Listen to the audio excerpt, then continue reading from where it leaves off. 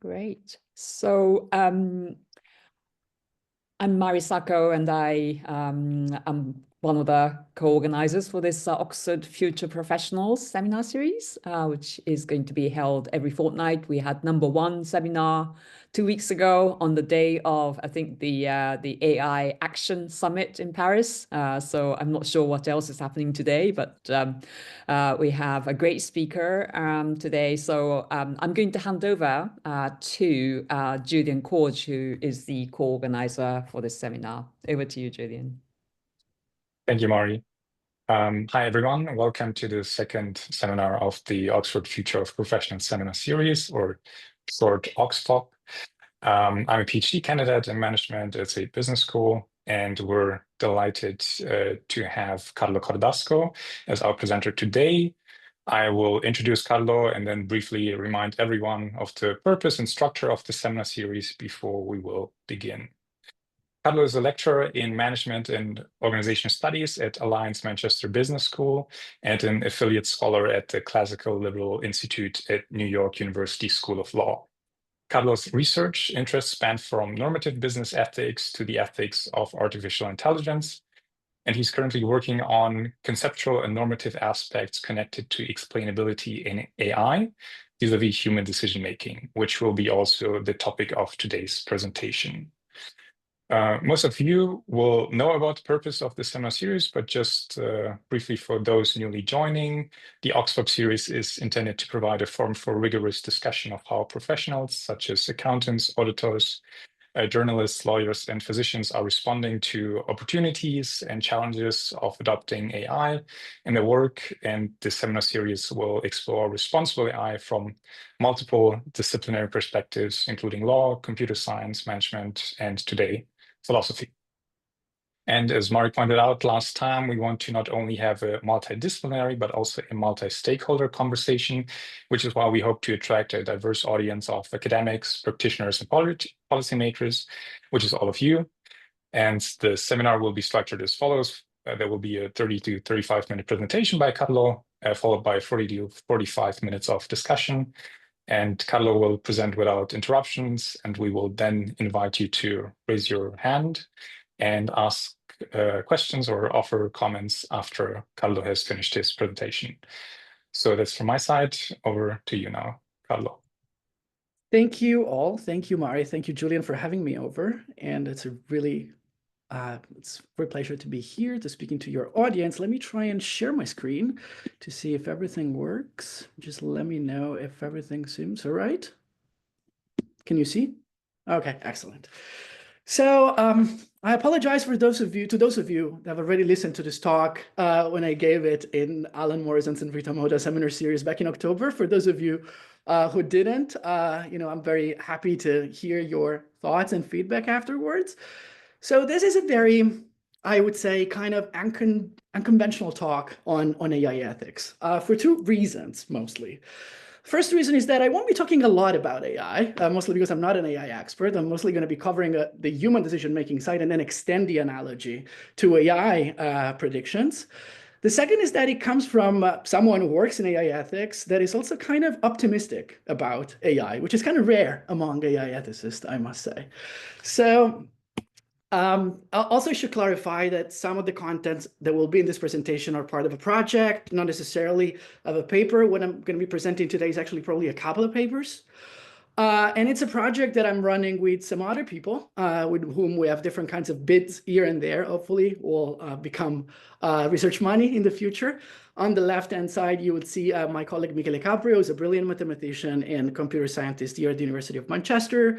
On the right-hand side is Fabio Cuzzolino, who's professor of AI at Brooks, is also a brilliant mathematician. And you can see also, last but not least, Carissa Veliz, who's associate professor of philosophy at Oxford.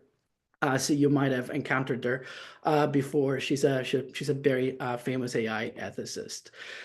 So what is it you should expect from today's talk? Mostly, you should expect a normative argument against the right to explanation. And the normative argument against the right to explanation will be based upon a novel, quote unquote, contribution in decision theory and perhaps machine learning that illustrates the trade-off between accuracy and explainability in some decision-making scenarios. And at the end of the presentation, I'm going to go through a few caveats about the normative argument that I'm going to provide against the right to explanation. I need to clear the ground from some potential ambiguities at the very outset. Sometimes the word explainability is used interchangeably with interpretability. Sometimes they're used to mean slightly different things. I'm not here to settle the semantic issue. I'm not interested in the semantic issue. The important thing is that we agree on how I'm using explainability as a term today. And I'm using it following a paper written by Kate Vredenberg on the Journal of Political Philosophy in 2022. And actually, a lot of this presentation hinges on that kind of paper, and I'm basically responding to it, arguing that we don't have a right to explanation. And the ways in which Kate Vredenberg frames explainability is simply as the ability to provide explanations for certain kinds of human decisions or AI predictions. And these kinds of explanations are of two kinds. They have to be normative and they have to be causal. Now, normative explanations tell us about the utility function of the decision maker or the normative reasons that count in favor of one's actions. And causal explanation tell us about how one arrives at a particular decision. So to give you an example, say that I get rejected from a job, right? And the rejection letter says, we had better candidates, right? The normative explanation is the one that basically says that they wanted to hire the best possible candidate for the job.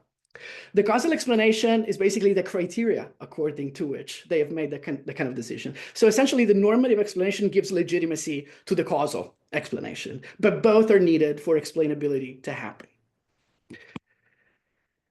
Now, Kate Vredenberg claims that what grounds a right to explanation is a collective interest in exercising what she refers to as informed self-advocacy. Now, what does it mean to exercise informed self-advocacy, or the ability to exercise it? The thing is that we need explanation to adjust our strategies to pursue goods that are relevant, that are important, that are salient to us. So when I get rejected from a job, I want to know the reasons why I get rejected. I want to know the explanations, because what if I want that job in the future, right? So what I want is to know the reasons why, because then I can adjust my strategies such that I could pursue that good that is so salient and important to me. But think about a student that comes to you and asks, hey, why did I get a 58 in my essay? And of course, they want to know the causal explanation. And the reason is that they want to improve possibly at the next chance, right? So you want to provide normative and causal explanation such that they can exercise informed self-advocacy. They can adjust their strategies to pursue what's salient, what's relevant to them, okay? So Vredenberg says essentially it's this specific interest that we have that grounds a right to explanation. So we are owed these explanations because otherwise we cannot exercise this important interest, this pressing interest that we have in exercising informed self-advocacy. Now, Kate Vredenberg uses Thomas Scanlon's conditions for an interest to be protected by a right. And there are three main conditions introduced by Thomas Scanlon famously in 2003. The first is that an interest must be a collective one. So it's not just one person's interest. It must be like a sufficiently large interest or widespread interest in a community. And I believe, it seems like, we do have collectively an interest in exercising informed self-advocacy. The second condition is that an interest is best protected by a right. And the third condition is that the right has to be tolerably costly. Now, Vredenberg says that a right to explanation ticks all these boxes. I believe it fails to at least tick two of those. And thus, I don't think we have a right to explanation. And so I know right now it sounds outrageous, but I promise it's less controversial than it might sound at the beginning. How do I go about this? So the first thing that I want to do is to walk you through what I think are two important requirements for causal explanation. And they might seem trivial, but I promise that the implications are not as trivial. So causal explanation need to be able to track truth. they must track truths about what led to a particular decision. And the reason is that if I'm giving false explanations or wrong or inaccurate explanations, then I cannot exercise informed self-advocacy, right? So say you reject me for a job, you give me the wrong reasons why, I try and adjust, and I never pursue the goal that is salient to me because your explanations are not truth tracking. But there is an enforcement aspect to it. These explanations need to be verifiable. So those who are subject to the decision must be able to verify that the explanations provided are truthful and not a cover-up for other real explanations. So because otherwise, if we're not able to verify such explanations, our right to explanation becomes completely empty because it's unenforceable, right? Because I can never know whether those explanations are true or not. Now, let me, so in the talk that I gave in October, I provided an example of when I got rejected for a postdoc position at Allen's Center for Corporate Reputation. Sadly, that story doesn't apply here, so I'm going to make up a new one. So say that I apply for a job at Said, right? So Mari has this associate professor position coming up, and then I apply. And then I received the conventional email. We regret to inform you that you have not been shortlisted. These positions are very competitive, and we have received applications from outstanding candidates. So this is a standard kind of, actually, I believe Mari would be a lot more impersonal in telling me that, but I've received tons of these emails in my life, as I imagine most of us did. And so what is interesting about this email is that there is an implicit normative explanation. It's the committee wanted to hire the best possible candidate for the job, okay? What is lacking is a causal explanation. So what made this candidate stand out? Because how can I exercise informed self-advocacy without causal explanation? What if I want to reapply next year? How can I adjust my strategy without causal explanation? That's why Kate Vredenberg's argument is so powerful, right? Because we want to pursue, we have an interest in pursuing these goals, and we need explanations to do so. And also, how can I verify that Mari isn't providing a fictitious explanation and hiding the real one? The committee thinks I'm insufferable. It could be the case, right? So it's important that these causal explanations that will eventually be provided to me are both truth tracking and verifiable. Otherwise, the right is not enforceable. What about marking? The student comes to me and like, can you explain why I got a 58? And, I'm going through the essay. I come up with some stories about why I gave them a 58. But the thing is, these are post-hoc explanations, and they aren't verifiable, right? So the student cannot tell whether my explanations are a cover-up for nasty intentions. Perhaps I don't like the student. I don't like how they behave in class. And so I'm giving them a 58, although the essay deserves a 72. But I make up a story ex post of why it's plausible that 58 was the appropriate mark. So these two requirements seem to be particularly important, right? The explanations need to be true tracking, and they need to be verifiable. There is another problem with post-hoc explanations. That's a bit extreme, but can I really explain why I assigned a 58 to that essay? Can I account for all the variables that may have led to the decision, say my mood, the order of essays, perhaps, sometimes alters the ways in which you mark, or Juventus losing a football match, maybe, that really completely changed my day and then really upset me so that I'm a meaner marker now. The problem is that a lot of times post-hoc explanations are often an unreliable reconstruction or interpretation of our thought processes. And Peter Carruthers has this wonderful book that is called The Opacity of Mind. It's entitled The Opacity of Mind, in which basically claims something like this, that we don't have any privileged access to our thought processes any more than another person does. I think that's a bit extreme. You don't have to buy the whole view of Carruthers. It's enough for you to recognize that sometimes we cannot fully reconstruct all the variables that actually play the role in an activity such as marking or hiring, right? If you don't believe me, try and grade the same set of essays after a week, maybe, changing the order a little bit. I'm a bad marker, but you might find some inconsistencies as well, I believe. Now, one way in which we conventionally try to solve this particular kind of problem is with criteria grids, right? So we believe that, we solve the problem of arbitrariness and post-hoc explanations by coming up with ex-ante rules, right? Because that makes everything clear, presumably. But here is some criteria from the dissertation module of when I was teaching at Brooks, I guess. And if you try and read this, you'll figure out that there is a lot of space for arbitrariness and interpretation. Identification of a research problem which is suitably complex for a master dissertation, clarity and definition of research aim and feasible research objectives, appropriate conceptual framework, relevance of the research topic, originality, right? So clearly, a lot of these things leave space for discretion, right? And that means that when someone comes back to us and like, why did I get a 58? You can still come up with that postdoc story such that your causal explanations are not reliable, right? And not verifiable, right? In the same way, they're also not verifiable because I could be covering up some nasty intentions with a plausible reconstruction of why they got a 58. Then what it seems is that a right to explanation, to be enforced and to be meaningful, requires a commitment to ex-ante, rules-based, non-discretionary decision procedures. Without such a commitment, the right to explanation is virtually unenforceable. Now, there is a problem here. The problem is that, do we really want to stick with ex-ante, rules-based decision-making procedure? Well, my intuition is that in a lot of circumstances, we really don't want to. And the reason is that in a lot of decision-making scenarios, decision makers learn in due process about their relevant options. They'll also learn about their relevant preferences in due course, right? And sometimes it's really hard to, see what you like before you actually see it.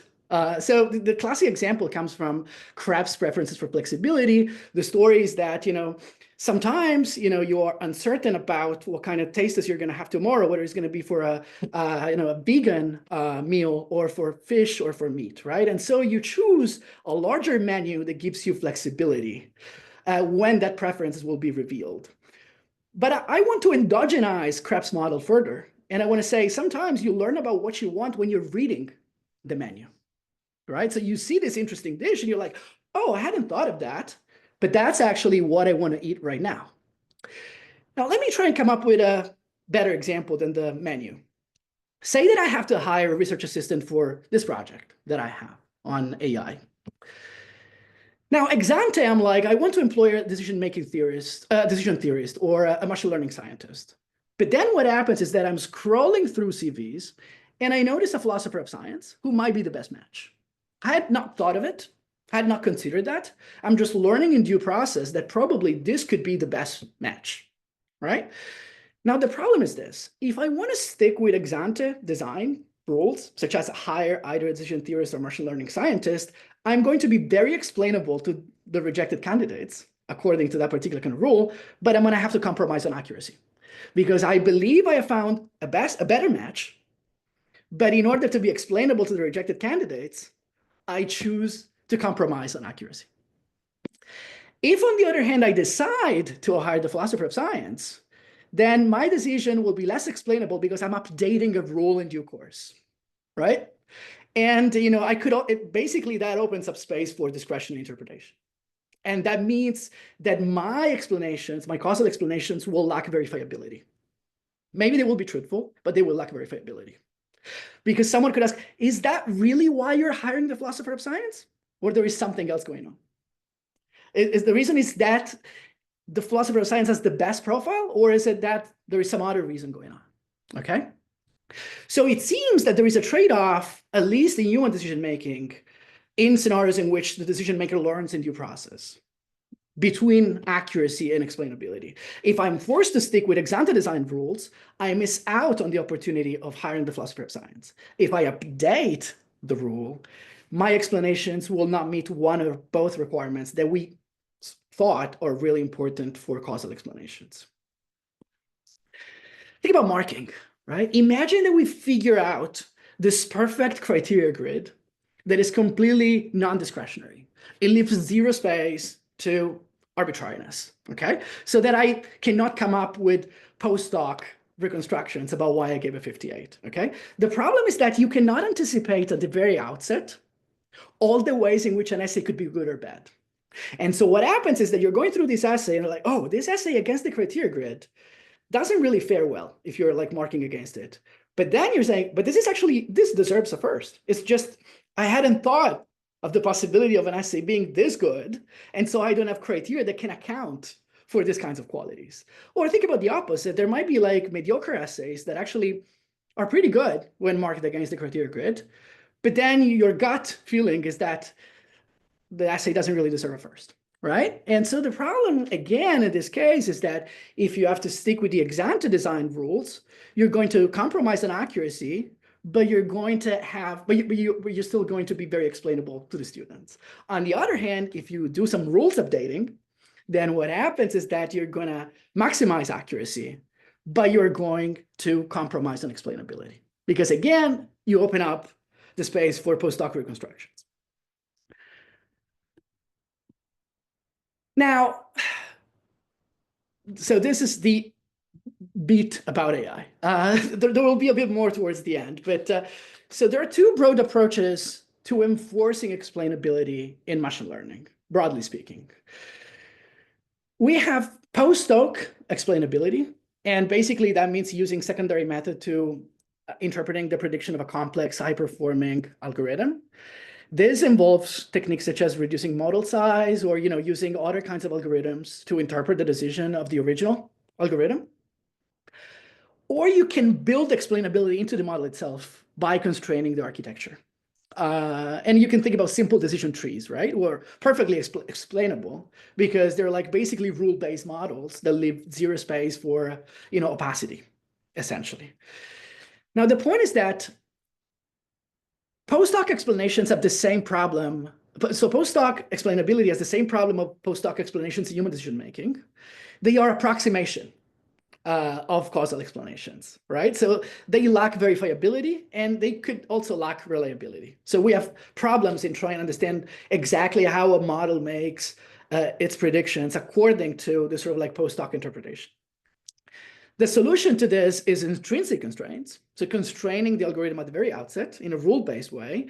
But of course, this constrains the expressive capacity of a model dramatically, right? So it's like, when you have a neural network and you keep on, taking out layers and layers and layers to make it explainable, essentially, right? The more you take layers, the more, the model becomes less deep. And so the expressive capacity is substantially reduced.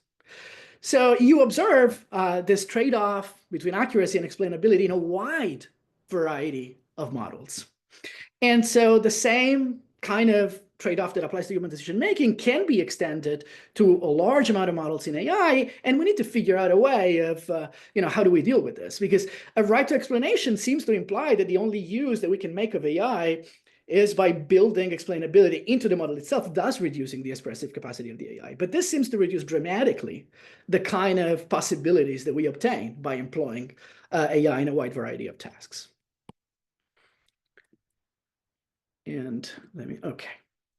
Now I want to go back to Kay Vredenberg's original original argument. Remember that Kay Vredenberg thought that the right to explanation qualifies as a right because we have a collective interest in exercising informed self-advocacy, that such a collective interest is best protected by a right, and then this right is tolerably costly. But imagine the aggregate cost of sticking to ex-ante rules-based decision procedures in hiring, for instance. The cost of misallocation in the labor market would be dramatic, right? So if we cannot constantly adapt our rules on the basis of what we learn in due process, this seems like completely unbearable as a cost in aggregate terms, right? But I want to go further. I want to say, what is the point of explanations considering that circumstances change? Let me go back to the array example to explain this point further, right? So say that I have hired the philosopher of science.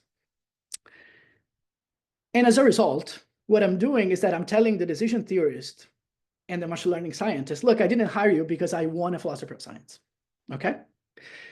Now I have this RA for a year. My experience has been abysmal, and I don't want to work with a philosopher of science anymore. So I advertise a job. The two people were so eager, the two rejected people were so eager to work with me that now they have a doctorate in philosophy of science. And now I reject them for the very same reason for why I didn't hire them in the very first place, right? So of course, this is a caricatural element, but the point is that a lot of times, since circumstances change, these explanations don't really help people exercising informed self-advocacy because precisely circumstances change. So not only there is a trade-off that imposes costs, like aggregate costs from a welfarist perspective that seems to make the right unjustifiable, there is also this fact that a lot of times we would bear these costs for nothing because we're not even helping anyone exercising informed self-advocacy. So again, a right to explanation seems to deposit high costs, and explanations aren't really that useful. So what I believe is that maybe a right to explanation first is not tolerably costly, and maybe a collective interest in exercising informed self-advocacy isn't best protected by a right, after all. There might be different ways of protecting that interest. I'm agnostic about what kind of ways would those be, but like we can maybe talk about this in the Q&A. But it seems like a right to explanation is not really something that would help, at least if we take seriously explainability. By seriously, I mean if we take those two requirements that we set out at the very outset of truthfulness and verifiability. Now, there are a lot of caveats to this main argument against the right to explanation. I promise I'm almost done. I'm probably going to take up, I don't know, 10 minutes or so. So the first caveat is, of course, that the trade-off only applies in cases in which decision maker learn in due process. There could be cases in which the options are entirely laid out.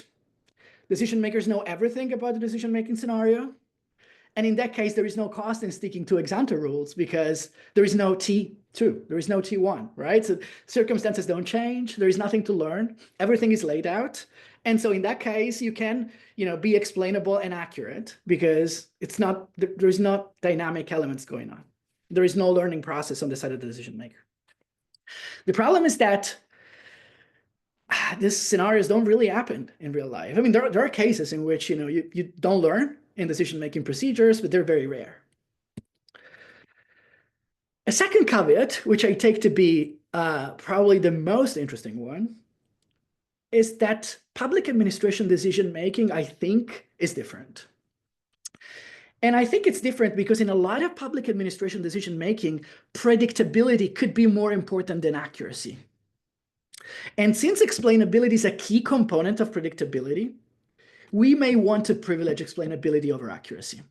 So let me give you an example of that. Like due process could be more important than accuracy in legal proceeding, right? It constrains our accuracy, but it ensures predictability and prevents the risk of abuse of power. So it's sort of like akin to a min-max decision rule. It seeks to prevent the worst case scenarios, right? So take the case of a DA who comes to know through illegally obtained evidence about the responsibility of the defendant, right? We may still want to stick with a due process vis-a-vis accuracy to make sure that the whole system is predictable. The idea here is that predictability is a huge component of adherence to the rule of law. And explainability is a key component of predictability. So if we want to ensure adherence to the rule of law, in a lot of decisions, public administration decisions, we might want to privilege explainability over accuracy.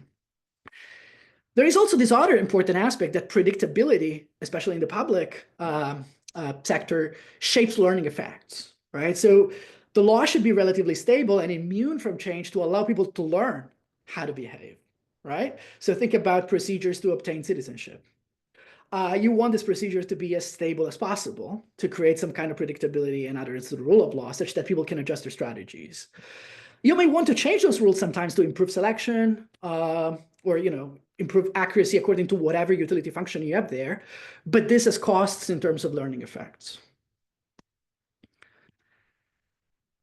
Another obvious caveat, this is more like, I'm thinking here about, non-ideal kind of scenarios, right? So decision whose effects could be large and systemic at societal level should be, subject to a higher level of scrutiny than others. So here I'm talking about probably high versus low stake kind of decisions. This is very common in the AI literature and, in the ethics literature on explainability. As a corollary of this claim, I think contestability is a crucial feature of this analysis. So dominance in the AI market might increase the risk of systemic harm, say by systemic bias. So it demands higher level of explainability to prevent this. But on the other hand, high competition between models reduces the risk of systemic harm, so lowering the need for explainability in some sense. I believe this is already featured. I haven't read anything, but I'm sure there's a lot of stuff on this. And then there is another objection that I got from a UKRI reviewer. This was for the cross-council responsive mode call. We got actually a very nice rating for this, but they didn't have enough money to fund our project, sadly. So one of the reviewers suggested that accuracy sometimes requires compromises and inclusivity. So the idea is that sometimes maximizing accuracy might lead to systemic exclusion of minority in certain kind of decision-making scenarios. I don't think this is an objection to my argument, though, in the sense that I'm not arguing for accuracy versus inclusivity, but only versus explainability. But I'm open to designing side constraints to ensure inclusivity. I just don't want to build these constraints within the model. I want to build them in a different kind of way. Maybe we can talk about this in the Q&A because it's a bit articulate. But I don't think that's per se an objection to my account. Finally, and this is actually something that I find interesting, we might have a consequentialist argument to trump my argument against the right to explanation. And the argument works like this. We know that AI is set to do a lot of things for us, potentially in the future, alleviate a lot of suffering, improving our healthcare, increasing productivity, whatever, you name it, right? So from a welfare perspective, we want to make sure that we adopt it as much as we can, right? Provided all the risks and whatever. One of the obstacles with that is that we lack trust in machines. And maybe explainability is a key component to ensure that kind of trust. I've read this in a few papers on AI acceptance. Now, what I'm thinking about doing, and I hope I can do this if I get some money from the Leverhulme, is to test this with reference to the algorithm aversion literature. I don't know if you are familiar with this, but so there is a bunch of experimental econ work in which there are these kinds of findings. So imagine that you're given like 100 pounds and you have two options. You can either invest it through a machine learning algorithm or invest it yourself. Now, you're told at the outset that the machine will very likely outperform you. And then what happens is that a lot of people initially give the money to the machine for investment, but when they observe the machine making a mistake, they take back control. And this a lot of times ends up with worse outcomes overall for them. Now, it's really hard to understand exactly why this happens. One of the explanations that I'm trying to come up with and I want to test in the lab is the following. There might be some mistakes that we are very unlikely to make. And when we observe a machine making those mistakes, we sort of like completely lose trust in the machine. So my idea is that this familiarity of mistakes is a good proxy for explainability in some sense, right? So what I want to do is to test whether essentially different type of mistakes that we can classify as a mistake I would have made or I could have made, or a mistake I couldn't have never made, matter a lot in the ways in which we trust the machine. And I want to test in the lab whether that's a key component and whether we would be willing to trade off outcomes in exchange for familiarity of mistakes of the machine, which would require building explainability within the model itself. Now, if that's true, then it might be that we have a strong consequentialist argument against my argument against the right to explanation. Because if we want to make sure that AI is adopted as widely as possible, then we might have to enforce explainability for that particular kind of reason, sacrificing on accuracy, but building up trust via explainability. One more thing before we have a discussion about this. So part of the project with Fabio involves designing an algorithm that can basically discount between accuracy and explainability depending on user preferences. So what I'm thinking about is something like this. Imagine that I want to make sure that, so I'm getting a diagnosis for, I don't know, early breast cancer or something like that, right? There might be situations in which, I honestly believe that in these kinds of cases, I really shouldn't care about explainability. I should only care about accuracy. But it might be the case that actually,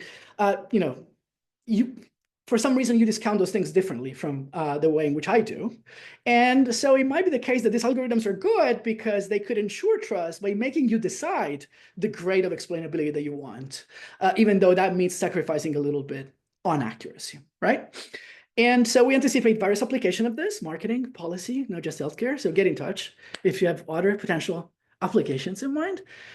With that said, thank you so much for listening to this. And, I'm happy to take any questions or criticism, or feel free to demolish whatever I said. Thank you very much.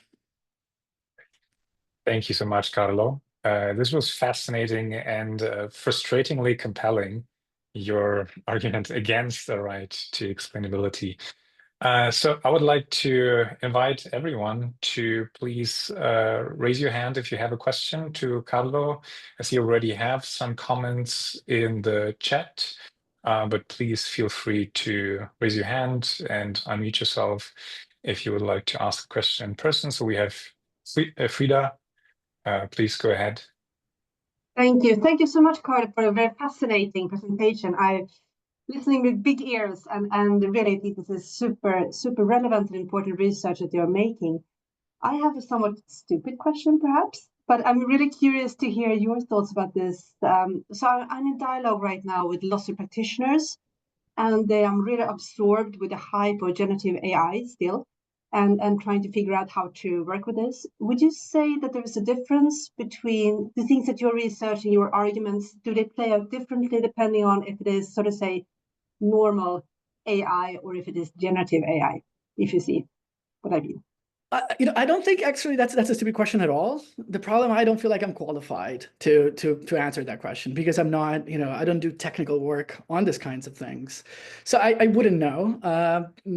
But I do believe, in essence, I think generative AI in some ways works in very similar kinds of ways. And basically what you do sometimes using generative AI to enforce explainability is to do these kinds of things, such as reducing model size. Right? That's what you do. And then you go there inductively, because that's basically the only way in which you can do when the models are so large. So you go inductively and take out bits and pieces to try and understand exactly what led to a particular kind of decision. So the trade-off is there, even in generative AI models.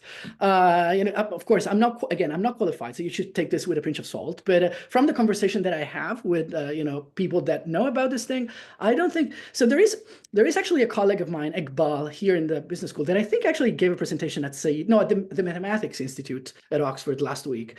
Is built a financial model out of generative AI. It does exactly what I described.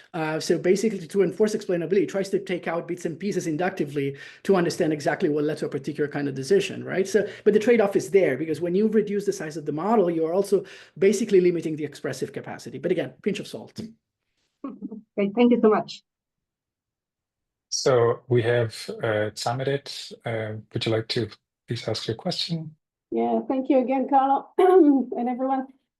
So my question is, this balance of accuracy and explainability, would your angle change if we are talking about AI agents?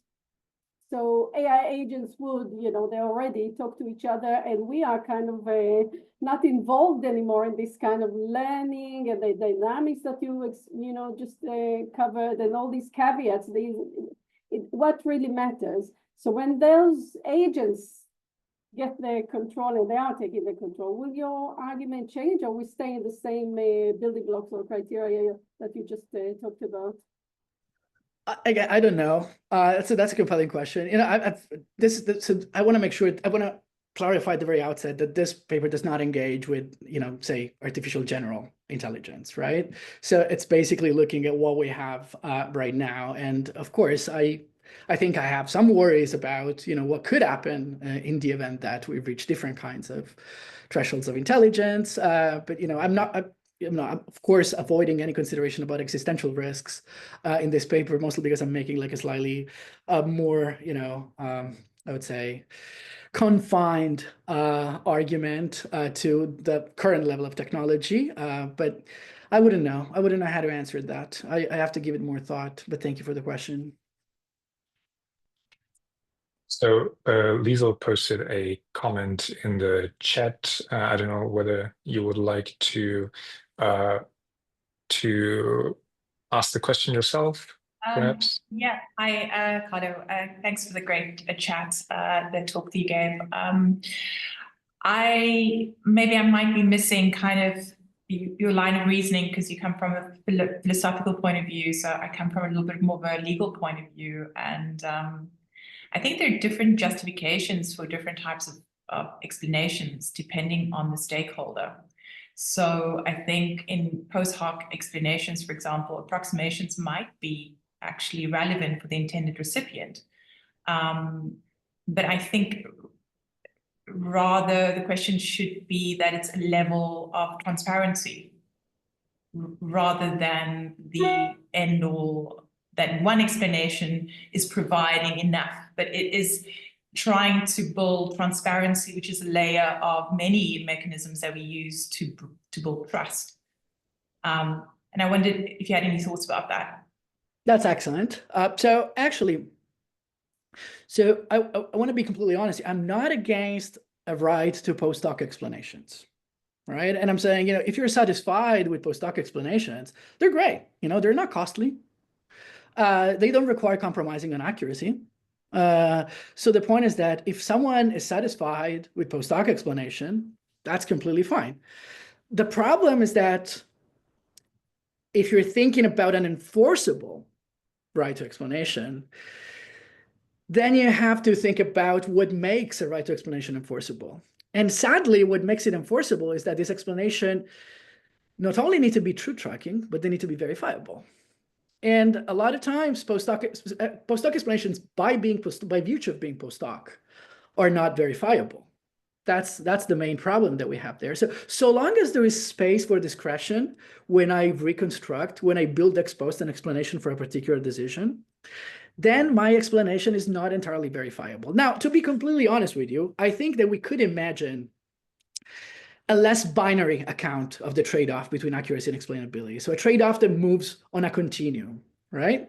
I think that's actually what we're trying to do with building these algorithms, right? And I think you could model. So what I'm trying to do, I'm modeling this for human decision making by trying to make that trade-off continuum and not as binary as it looks like in this talk, right? So mostly because I'm thinking about stuff such as even when you have generic rules that leave space for interpretation, the more rules you have, the more constraints you have. This might not be perfect. This might not be complete rules or complete constraints, if you know what I mean, but they are something. So, every time you have rules, despite the fact that they're not complete, you still have some constraints of what you can and cannot do in reconstructing your post hoc explanation, right? So I wouldn't, you're right. I feel like I expressed this in a way that is very binary. I don't think it is. I think the trade-off is in a continuum very much, and I'm not arguing against post hoc explanation. I'm actually saying these are great because post hoc explanations are not costly at all, and if you trust the decision maker, then they're fine. If we're talking about rights though, and enforceable rights, then you might want to go to the other and to the one end of the spectrum, and go ex-ante rules-based non-discretionary decision procedures. I hope that answered your question. Yeah. Yes, thank you. Ian, please go ahead. Yeah, no, thanks. I just building on that question around kind of verifiability.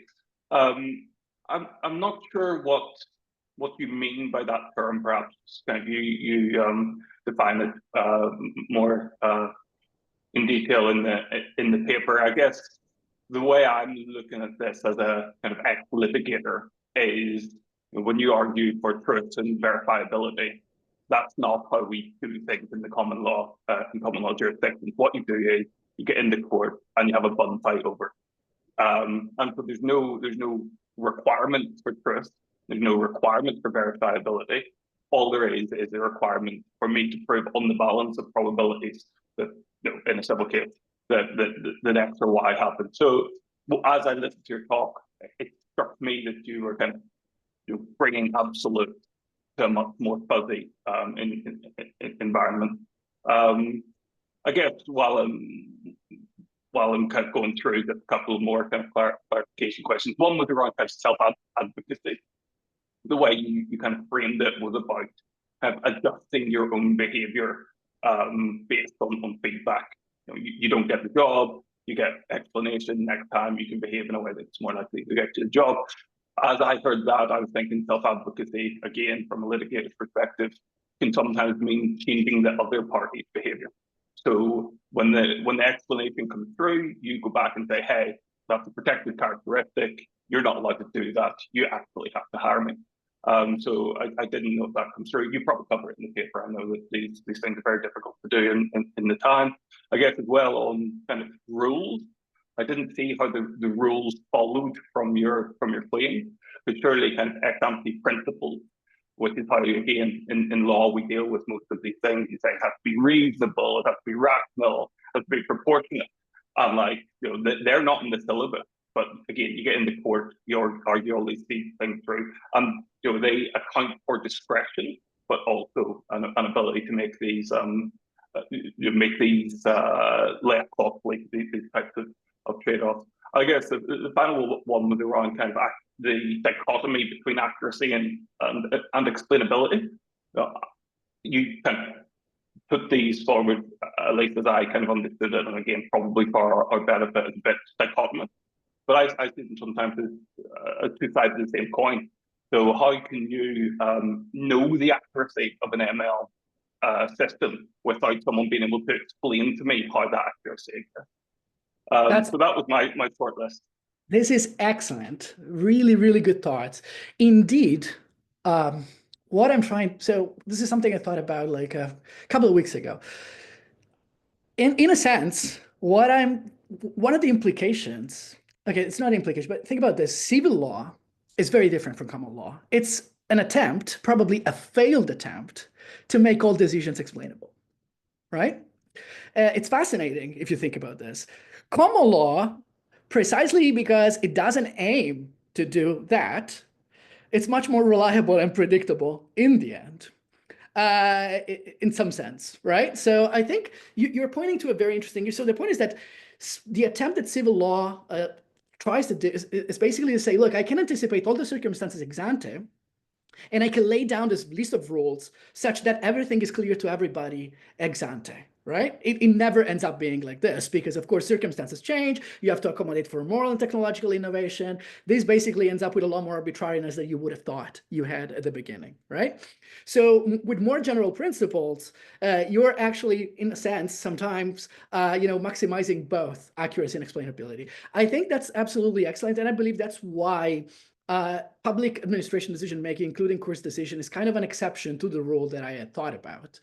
So I'm actually trying to articulate the trade-off also in relation to civil law versus common law. I'm not a legal theorist, so I don't, but I would be interested in expanding this further in the future. And you're right, so how do you know? So the assumption there is that you always have after the fact verifications, right? So interestingly, the ways in which I arrived at this whole paper is a thought on which I had an opinion, and now I have completely another one. So here's the thought experiment that I had. Imagine that you have two legal systems. One is fully explainable, but requires some compromises on accuracy. And the other one lacks explainability, but maximizes accuracy. How many wrongful convictions would you accept in exchange for explainability? Initially, I was leaning towards 0. And now I'm revising my thoughts precisely because I think public decision-making is very different compared to private decision-making. So I think it's a very special case. And there are a lot of considerations for and against explainability, as you said, right? So you don't want to be too ex-ante rules-based because there is this problem of anticipating all the circumstances and innovations in the moral and technological realm. On the other hand, you want to, ensure predictability, which means you need to have some ex-ante principle. So I'm glad that you actually captured that nuance because, of course, I don't have time to talk about it, but it's really good. Thanks a lot. I appreciate it. Mari, please go ahead. Thank you, Carlo. That's really very thought-provoking, and I'm trying to, I'm not a philosopher nor legal theorist, but trying to think about the explainability in relation to rules which have no discretion. I just wondered to what extent it applies to only a certain sets of explanations where there is a clear causal inference that you can make between, you know, if A, then B, but then you're observing B and you cannot observe A necessarily. Whereas a broader set of meaning around explanations is that if you observe B, it could be that there are alternative explanations to why B is occurring. And in a more kind of abductive way of thinking about, how to privilege one explanation over another in terms of the sets of circumstances, context, and everything else. So is that actually not the kind of meaning of explainability that's taken on, both in your study, but also in a kind of legislative context? I'm just trying to broaden the meaning of explainability. Is that possible? Is that not possible? Just narrowing down the set of explanations which are required, expected. This is excellent again, right? So I always feel like I have this thought in the back of my mind that our causal explanations for why a particular decision takes place or why a particular prediction takes place is limited to what we observe or what we believe we observe, right? So it's still in some sense very limited, right? Even if it's so in a sense, right? Rules only capture certain kinds of dimensions of a particular kind of choice, right? And even post-hoc explanations without ex-ante rules only capture certain kinds of dimension. And the point is that you could try and broaden up a little bit, the meaning of explainability. I always feel that the more we broaden it up, and the less we come up with a right to it. It's sort of like, the more you want to make the concept larger, accommodating for more things, and the less streamlined the structure of the right would be. And so by enlarging the meaning of the concept of explainability, you weaken its normative reach, essentially, right? So that's why I confine it to this almost like rational choice theory kind of scenario. And indeed, the idea came to me entirely from the Krebs paper. The preference for flexibility paper, just thinking about menus, right? I was there and I was like, these are the only options that are laid out. I have a vegan menu, I have a meat menu, and I have a larger menu with both meat and vegan options with some trade-off associated. So say the larger menu is pricier or not as good quality, right? And I was thinking, there is something to this that's very appealing to me in the context of explainability. So the idea is that I want to go for the larger menu sometimes, even if there are trade-offs attached, because I don't know my preference tomorrow. But then I was like, this model is really compelling, but misses something. So I wanted to complicate things a little bit further, which is like endogenizing the choice a bit more. So say I learn about what I like in the relevant option when I sit at the restaurant and look at the menu and look at the dishes that are there, right? So in some sense, I'm sort of like broadening it up a little bit more by introducing this endogenous element in the choice scenario, but it's still very limited. You're right. It's still very narrow in a lot of ways. Thank you. I'm really enjoying the discussion that is going on, and I see there are some comments in the chat, and I would just encourage whoever would like to ask their question to raise their hand, because I also don't want to misrepresent the question. So again, just an invitation to everyone. If you have a question, please feel free to ask Carlo directly. And perhaps to give people with time to think about their question, I actually also have a question, which is, in a sense, building on what Ian said, if I understood it correctly, but not only within the public sphere, but even in the private sphere. So do we not perhaps need explainability in order to gauge accuracy? And the context that I'm thinking of is, in fact, hiring and questioning the assumption that we can make better decisions by using machine learning to improve the hiring process. And my assumption is based on it's actually been an argument for quite some time that admissions processes to elite universities are rigged. We should have a lottery, And so then people use machine learning in order to have a better process, but then there are actually machine learning experts like Arvid Narayanan from Princeton, a computer science professor, who says that, if I'm not misrepresenting him, that they're actually also not doing a good job. And it would be still preferable to just have a lottery. And so my question essentially comes down to,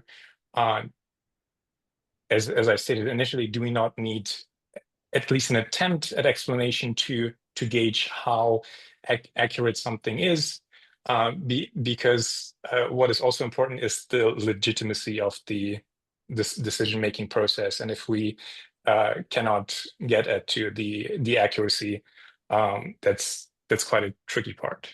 That is fantastic. Okay, now I'm tempted to answer to this question by asking you another question, but maybe I will. But so see, here's what I'm thinking about. So first of all, clearly, this observation, which I think it's very important, relies on the fact that we're working with suboptimal tools, at least as of now, right? But the point is that I understand the skepticism about model and why we want to, build explainability within those model. But it seems like we're holding the AI up to a standard that we're not holding human to. So the point is that we feel like so compelled to, say, build explainability from within those models to make sure that they return us with the, clear rationale for why a decision or a prediction has been made. But then we allow for a lot of discretion in the human realm when we make decisions about hiring as well, right? So, and the reason why I believe we allow for discretion is analogous to the reason why we might want to avoid building explainability from within those models. Is that, okay, in one case there is a slightly different thing, which is the learning process. But the idea is that we come up with heuristics all the time. We come up with intuitions. Sometimes these intuitions are not fully spelled out. It's really hard to actually spell them out, right? I remember, this is a hilarious story, but I remember, in a hiring situation a long time ago, I'm not going to say where, I'm not going to say when, there was this candidate that was like very likable, and then they said something atrocious in an informal part of the interview process, and then we were like kind of struck by it, and we were not articulating that rule, oh, you cannot say awkward, atrocious things during a job interview, but clearly that has led to some intuition that it's not rules-based and changed the outcome of a particular kind of decision process, right? So you want to accommodate for these kinds of cues, because a lot of times these things tell you a lot about a person that's going to be part of a community. All right, so you want to accommodate for the possibility in the decision-making process to allow for these kinds of learning processes to emerge, right? And the problem is that why would we allow humans to do that? By which I mean to be unexplainable in that strong sense of like having rules-based decision trees, essentially, whereas we're not allowing machines the possibility of doing that. My idea is that I want to absolutely take in your point.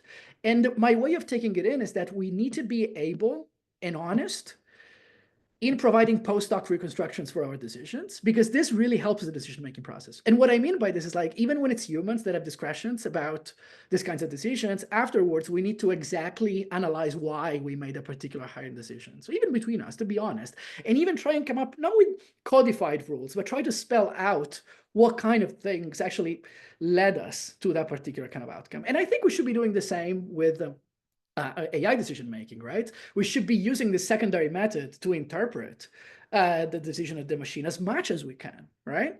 But I think it's different to say that we have a duty, a correlative duty to a right of explanation that basically demands us to build from within the model these kinds of constraints if this leads to compromising on accuracy, right? But we should be making a lot of efforts with the secondary methods. That's what I strongly believe we should be doing.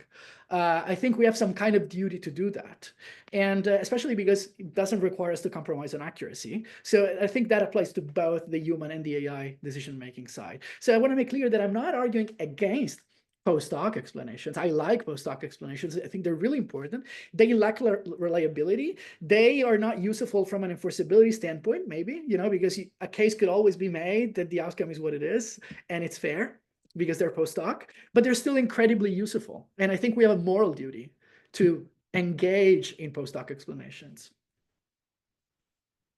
Yeah, just commenting on this, also what you mentioned about consequentialist argument when it comes to the acceptance of AI. And in fact, I've just as anecdotal evidence, I've seen a startup based here in Singapore that is advertising itself. It's a hiring AI hiring startup, and it's advertising itself with explainable AI, and particularly to the applicants, and it's posting all the great reviews from the applicants who are thrilled to get detailed feedback of how they could have improved. But I get your point. It's, the question is how accurate that actually is. All right, we have a few more minutes. So if there are any further questions or comments you would like to make, please feel free to raise your hand. And if that is not the case, then I think Samarat's hand went up and down. I'm not sure whether you still oh, have. sorry. I'm just reading that, and it just thought I have a question, so no. All good. All right. In that case, so one last time to raise your hand. We have a few minutes, and if not, I'd like to thank Carlo for this fantastic presentation. Thank you all for this discussion. And before you all leave, just a very brief reminder that the next seminar will be in exactly 2 weeks' time. Same time, it will be by Sayesh Kapoor, who is a computer science PhD student at Princeton, and he co-authored the book AI Snake Oil together with Arvind Nayanan, and he will present on evidence-based AI in science, law, and safety. So if you can, please join us in 2 weeks' time. Again, thank you so much, Carlo. Thank you all. It's been a pleasure. Thank you so much. Attending and participating. Thanks a lot. Bye.